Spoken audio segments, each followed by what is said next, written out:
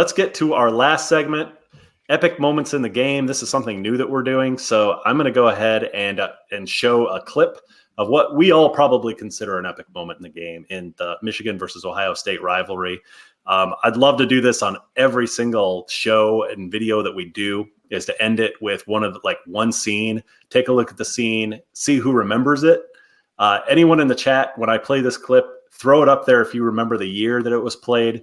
And then want to get your guys' thoughts after we play it. And I want to know where you were, what your thoughts are, like what kind of feelings are drummed back up. I know what kind of feelings are going to be drummed up for me, but let me go ahead and play this because this is just awesome. I like it going back in time.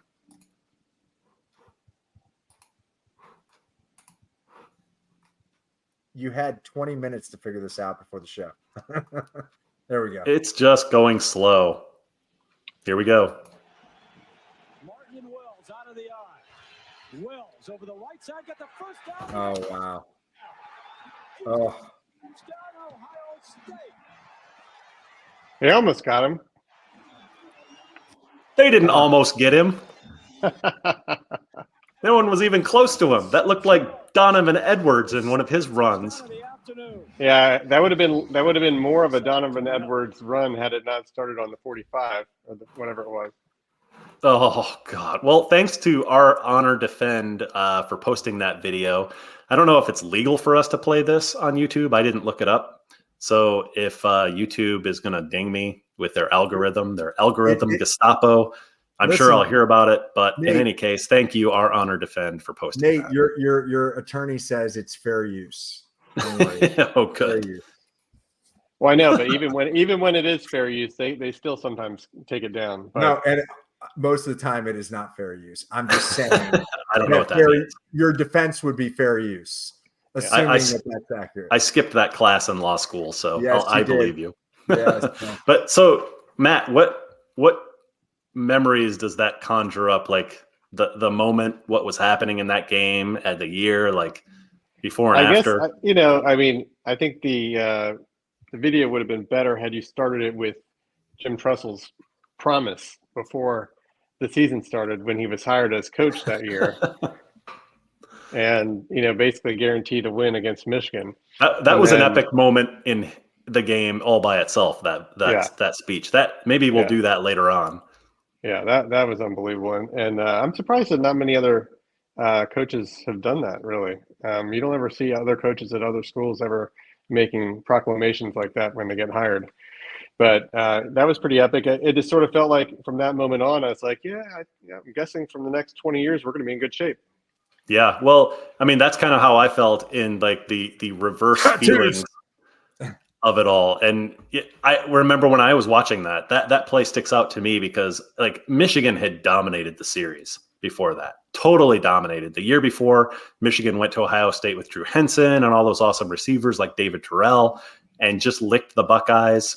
I think even before in this game, you guys had Steve Bellisari was really the quarterback.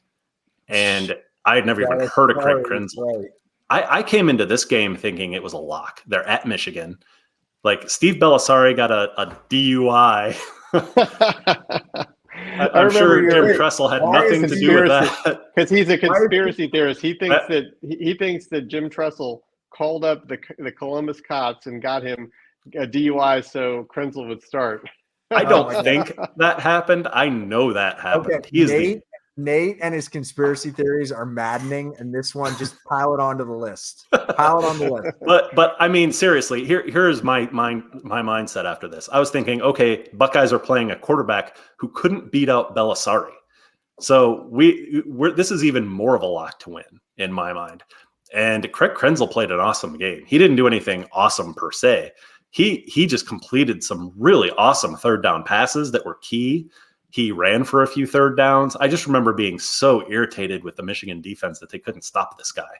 And that play with Jonathan Wells running, that was, I think, their second touchdown. And it was just like all the wind. It was like getting hit in the stomach and getting your like the wind knocked out of you.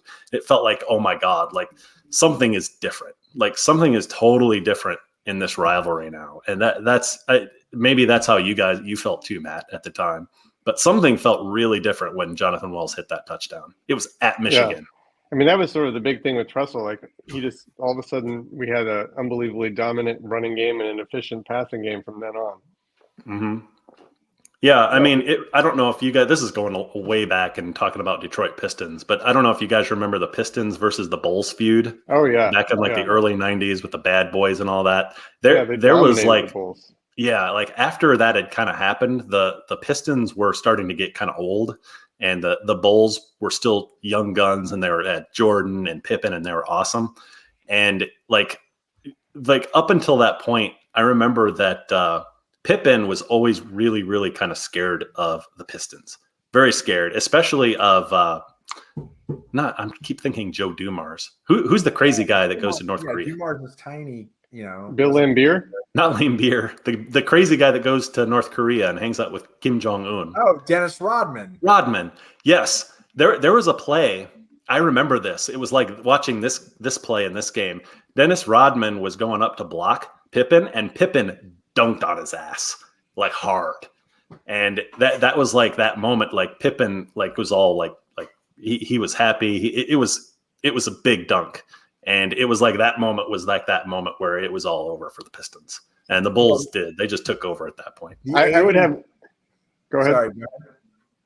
I was going to say I was going to say the big play. Wouldn't the big play really have been Steinbrenner's wife getting Drew Henson to go play baseball instead of coming back in 2001? If I had a video of Steinbrenner calling up like Drew Henson and giving him the $20 million contract to get him away from Michigan football, I would play that. That was actually the play of the game, not Jonathan Wells. Well, hold on. Wasn't Brady there at the time? No, Brady was gone. 99. He was gone in 99. Okay, so Henson went to go play baseball, and then who was the quarterback? John Navarre. Oh, Navarre. So it was John Navarre and Mike Hart. Mike the Bike Hart. No, it wasn't Mike Hart yet. It was Chris Perry. By the way, Perry. By the way, all the great Ohio State teams and Craig Krenzel was a national champion quarterback. Isn't that unbelievable? No, it's not unbelievable. It's actually fits with my thesis that the quarterback, while the most important player on the field, does not solely decide games. Jim Tressel played a different type of offense, though. Yeah. He was the run and punt type of offense. Against Miami, he was the leading rusher. I mean, he had a lot of good conversions on third downs on just keeping it because we couldn't do much in the way of passing at all against Sean Taylor and company. Yeah. I like Troy Smith. I think he was a lot better than people give him credit for. Yeah, he's definitely one of my favorites. He had some decent games against Michigan. Yeah, I think they were all decent. Yeah, all of his games against Michigan. He was a stud, and then he got drafted by the Ravens, I think, and he didn't do much in the NFL. Well, he got hurt or something and had to sit out for a while, and then when he came back, I think what was his injury? What happened to him? I don't remember. Because he played a few games in backup and did well, and then he got the starting job, and after a few games, he had some sort. I don't know if it was a football injury or if he had like some sort of medical surgery or something, but he was never able to come back from that. Back then, the NFL wasn't running the type of offenses that complemented like an athletic quarterback that also has passing skills. They just weren't doing that, and it kind of wreaked havoc on quarterbacks. I mean, if he came out now, he'd probably be a first-round quarterback, and he'd probably play really well in the NFL right now. Yeah, you never know. I'm assuming he didn't get hurt. Right. It just goes to show you that like Randall Cunningham and guys like that were way ahead of their time. Totally. Yeah. Warren Moon. Yeah. Well, Warren Moon wasn't as much of a runner as Randall was. I mean, Warren Moon was just a hell of a passer. I mean, no one was like Randall, especially. Warren Moon, I think what makes him interesting is he was a black quarterback that was given a chance in an era where a lot of black quarterbacks probably weren't going to be given a chance.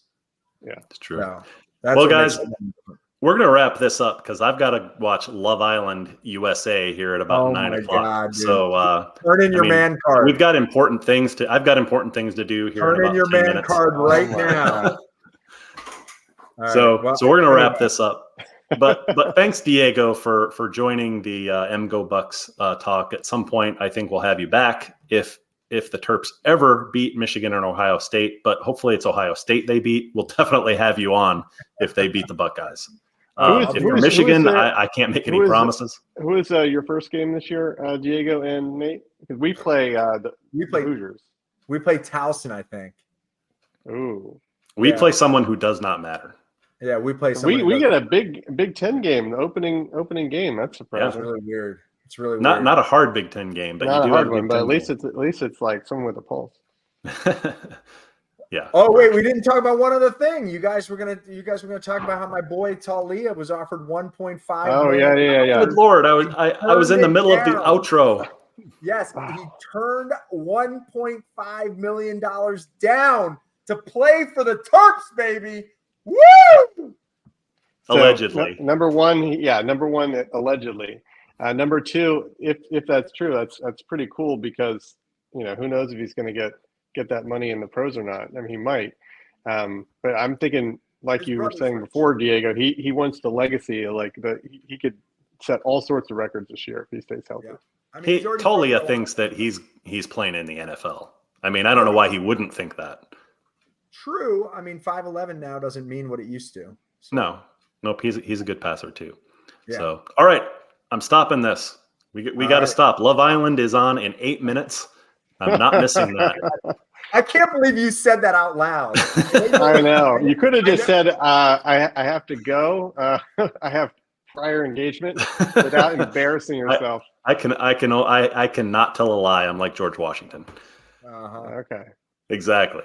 So, all right, guys, thanks so much. Everyone in the chat, thanks so much for participating. We will be back soon. It's been a long time, but this was a lot of fun. More epic moments in the game coming up. So we'll talk to everyone later.